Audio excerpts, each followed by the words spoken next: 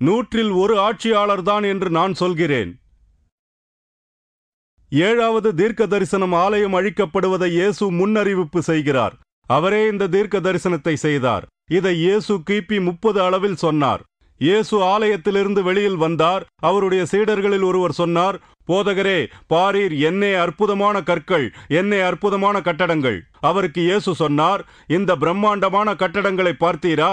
ஒரு கல்லாயினும் மற்றொரு கல்லின் மீது தாங்காது, எல்லாம் கீழே சரிந்துவிடும். நிறைவேற்றம். 40 ஆண்டுகளுக்கு பிறகு கிபி 70 ரோமர் தளபதி டைட்டஸ் எருசலேமை நீண்ட காலம் முற்றுகையிட்டு கைப்பற்றினான். டைட்டஸ் அந்த ஆலயத்தை விட்டுவிடத்தான் நினைத்தான்.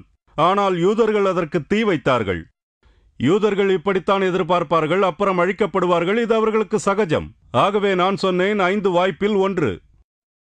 8வது தீர்க்க தரிசனம், அந்த மீட்பாளர் சிலுவையில் அறையப்படுவார்.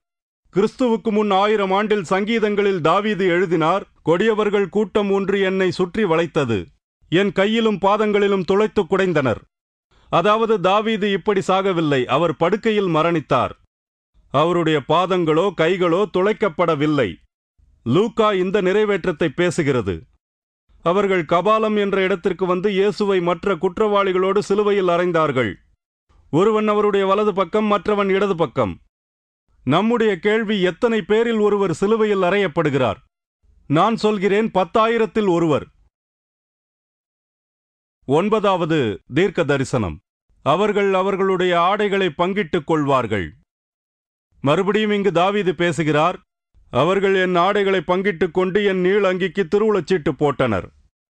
19வது அதிகாரத்தில் யோவான் இந்த நிறைவேற்றத்தை குறிப்பிடுகிறார். பட்டாளத்தவர் இயேசுவை சிலுவையில் அறைந்தபோது அவருடைய உடைகளை எடுத்து 4 பங்குகள் வைத்து ஆளுக்கொன்றை எடுத்துக்கொண்டார்கள். அவருடைய உள்ளாடையை மட்டும் விட்டு விட்டார்கள். அது தைக்கப்படாததாக இருந்தது. மேலிருந்து கீழ் வரை ஒரே துணியில் நெய்யப்பட்டதாக இருந்தது. அதை கிழிக்க வேண்டாம், திருவுளச்சீட்டு மூலம் முடிவு செய்வோம் என்றார்கள். சரி, எத்தனை குற்றவாளிகளிடம் தைக்கப்படாத ஆடை இருக்கும்? நீங்களே முடிவு செய்து கொள்ளலாம். ஆனால் நான் 100-இல் 1 என்பேன்.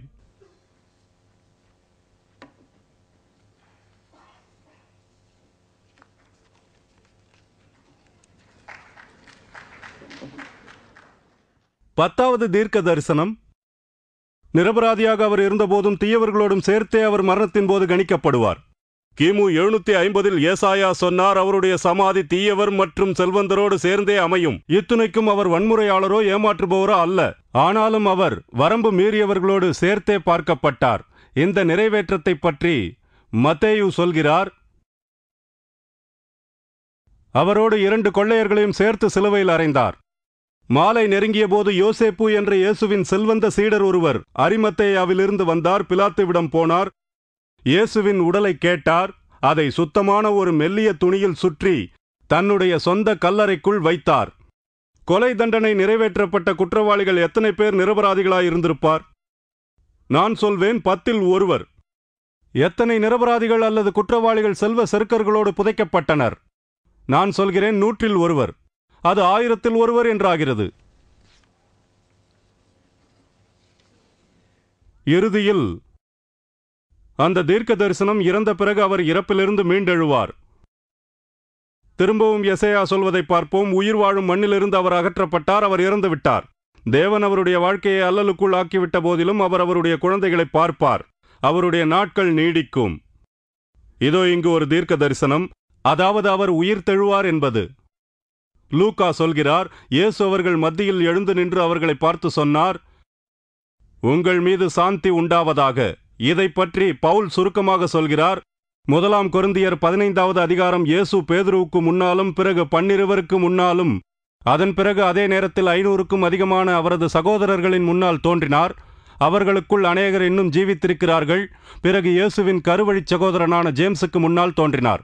சரி, இதெல்லாம் ஒரு மதிப்பீடு செய்ய முடியாதது. இப்போது நாம் ஒரு கணக்கெடுத்து பார்ப்போம்.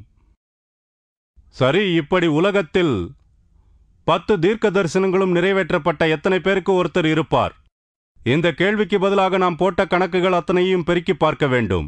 எனக்கு அதையெல்லாம் படிக்க நேரமில்லை. ஆனால் விடை 2-இல் 1 என்பதுதான். 10க்கு 2.78 தடவை, அதாவது 28 சுழியங்கள். நாம் இதை மிகவும் எளிதாக்கி 1 பெருக்கல் 10க்கு 28 என்று கணக்கிடுவோம். நமக்கு கிடைச்ச மிகச்சிறந்த தகவலின்படி வாழ்ந்த மனிதர்கள் 8800 கோடி என்பதே. அதை நாம் மேலும் சுருக்கி 1×10⁻28 என்றாக்குவோம். இந்த 2 எண்களையும் வகுப்பது மூலமாக அன்றிலிருந்து இன்று வரை வாழ்ந்த மனிதர்களுள் 10 தீர்க்க தரிசனங்களையும் நிறைவேற்றும் வாய்ப்பினை பெற்றவர் 10×17 1 என்று வரும்.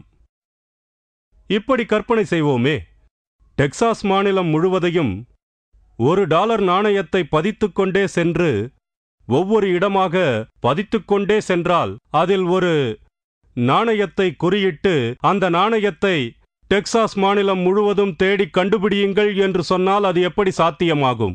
அது சாத்தியமா என்று கேட்டால் சாத்தியமில்லை என்றுதான் பதில் வரும். கண்டுபிடிப்பது மிகவும் கஷ்டமான காரியம்.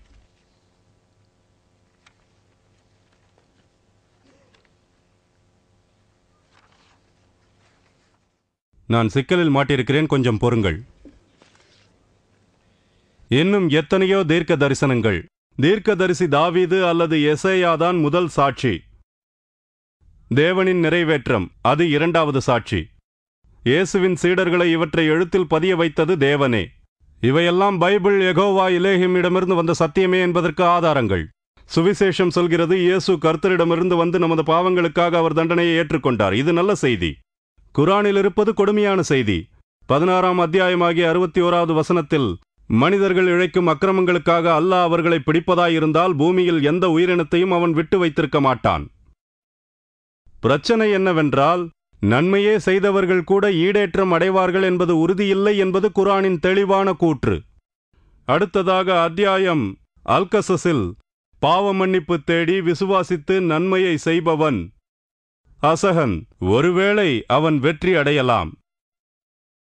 அத்தஹரீம் அத்தியாயத்தில், ஏ விசுவாசிகளே, அல்லாவின் அளவில் எவர் தூய நெஞ்சத்தோடு பாவ மன்னிப்பு தேடுகிறீர்களோ ஒரு கால் உங்களுடைய இறைவன் உங்களிலிருந்தும் உங்கள் தீய செயல்களை அகற்றிவிடலாம்.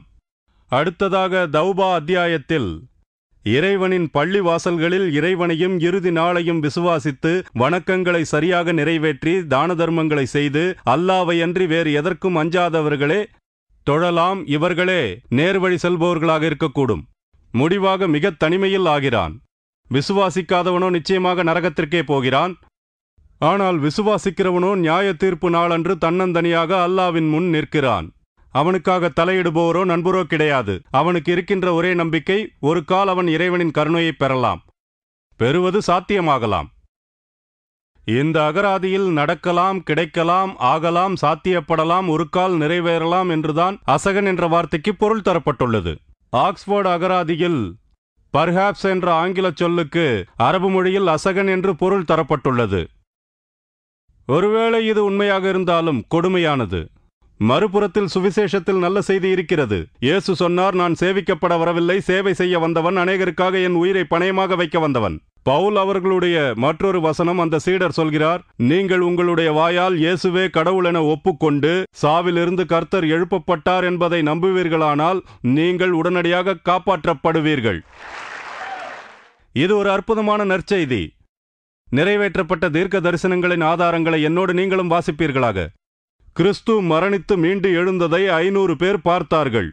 பல தொல்பொருள் ஆய்வு கண்டுபிடிப்புகள் பைபிளை மெய்ப்பிக்கின்றன. பைபிளின் ஒரு பிரதியை வாங்கி அதை படியுங்களென உங்களை நான் கேட்டுக்கொள்கிறேன். உங்களுடைய ஆன்மாவுக்கு நற்செய்தி கிடைக்கும். கர்த்தர் உங்களை ஆசீர்வதிப்பாராக. நன்றி.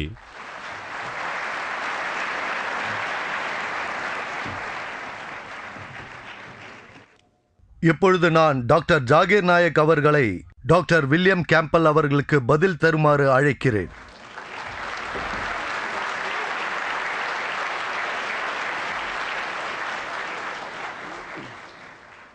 அல்ஹம்துலில்லாஹ் வஸ்ஸலாத்து வஸ்ஸலாம்